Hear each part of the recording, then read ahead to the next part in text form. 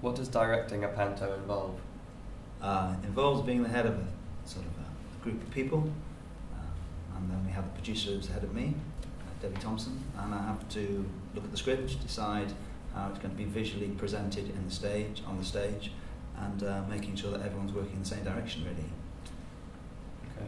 What challenges did you face in this panto? The biggest challenge in this panto is time, without a doubt.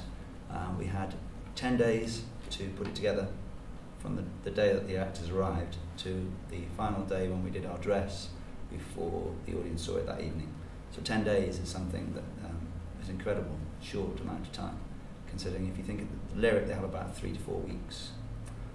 So the biggest challenge is making sure people realise just how much we have to get through in 10 days.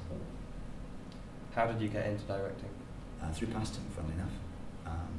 As part of the teaching that I do, I have to direct plays, and that was the first time I'd ever done it. Although I did train as an actor, training as an actor doesn't teach you how to direct, but it does make you understand a little bit about what it's like to be on the other side of the fence, really. So I used my training and my experience here and just worked my way through it. So I did small productions for the summer rep, which I directed, one play every summer, and got into panto by being asked, really. That's how it happened. Would you say you have a particular directorial style? I do, actually. I was just looking at your question thinking, now what would I say to this? I think, actually, my style is just taking everybody else's ideas. I'm completely selfless and selfish at the same time. So if somebody comes up with a really good idea, I'll take it. I'm not proud, I don't mind as long as it works. So my style is, I have an overview of what I think a production should look like, but I really want the people I work with to have good ideas, because I've only got a limited amount of ideas.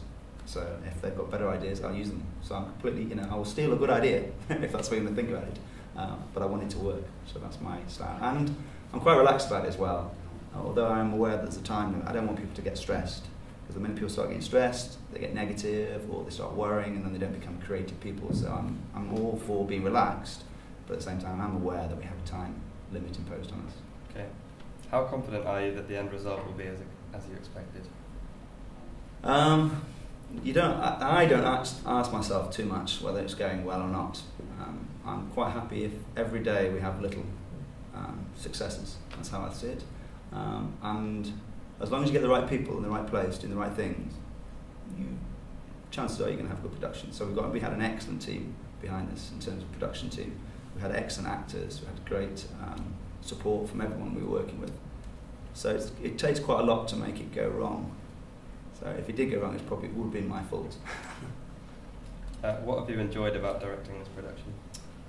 It's always good to work in theatre. It's always brilliant because it's so much fun. I don't know, you've been there and seen it yourselves. I mean, it's high energy stuff. Everyone's having a good time usually. So anything that works in a live performance situation, I'm happy about. I enjoy the fact it's fun.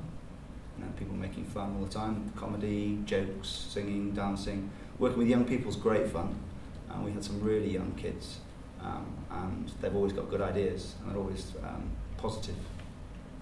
Unless someone steals their lunchbox, isn't it? But anyway, yeah, it's been good. It's been good fun to work with. How did the involvement with the lyric transpire? That was through my wife, Debbie. She went to see it last year and decided it was a brilliant panto and wanted to know if they would let us do it. Not really thinking they would, and it turned out they did. And we've been down there and seen them a few times and met up with them, and they've been to see, Dan Hurd came to see us and did some workshops in the theatre with us, and he came up and saw the show and was very complimentary about it and gave us some notes. So it really has been, this is my first panto that I directed, and Dan just said maybe about 2 hours worth of notes over 2 days, and those notes were brilliant. Those notes were just pinpoint accuracy of what makes a good panto. Little techniques that you don't realise until somebody tells you. Could we cut there? Could we just redo that question? Yeah, it's okay, rubbish. I mean, my answer's rubbish. No, Not the question.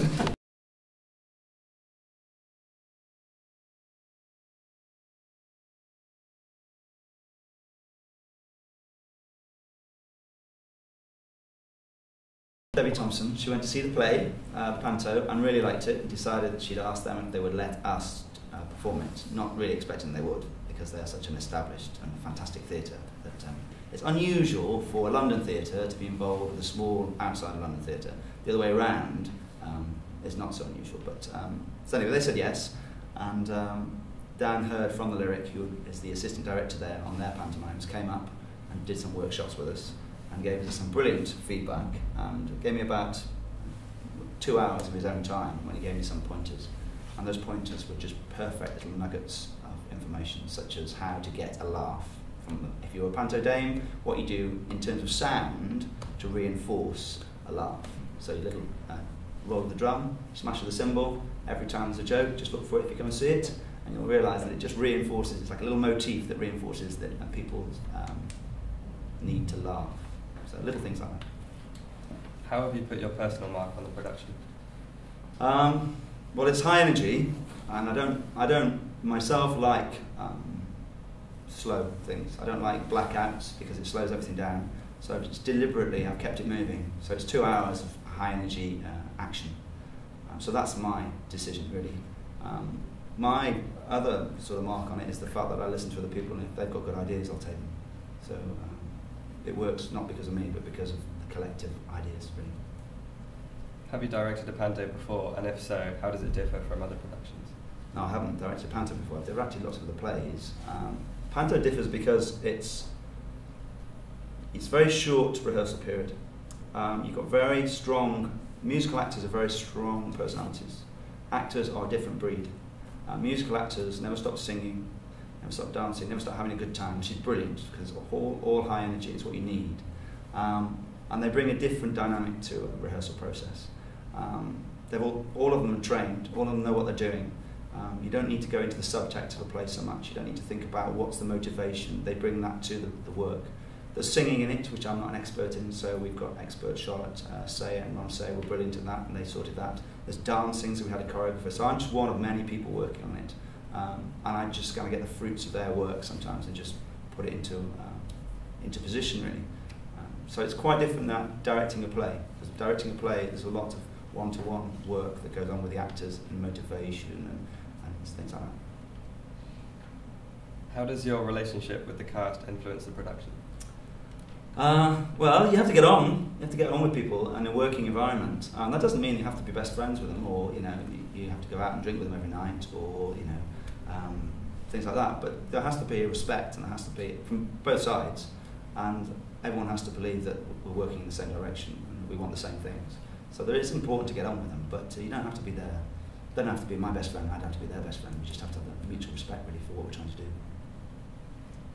How are you involved in the technical aspect of the production?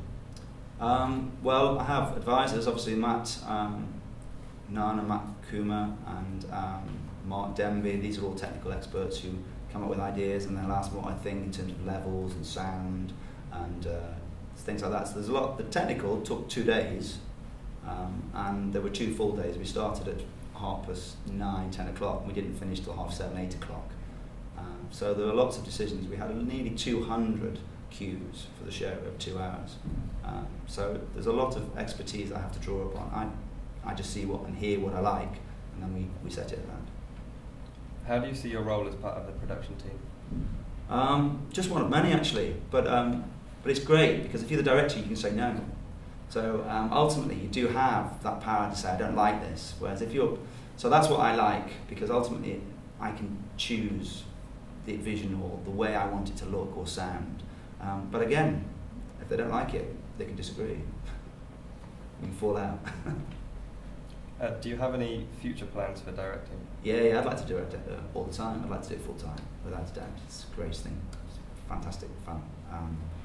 But realistically, it's just something I have to do alongside my other job of teaching.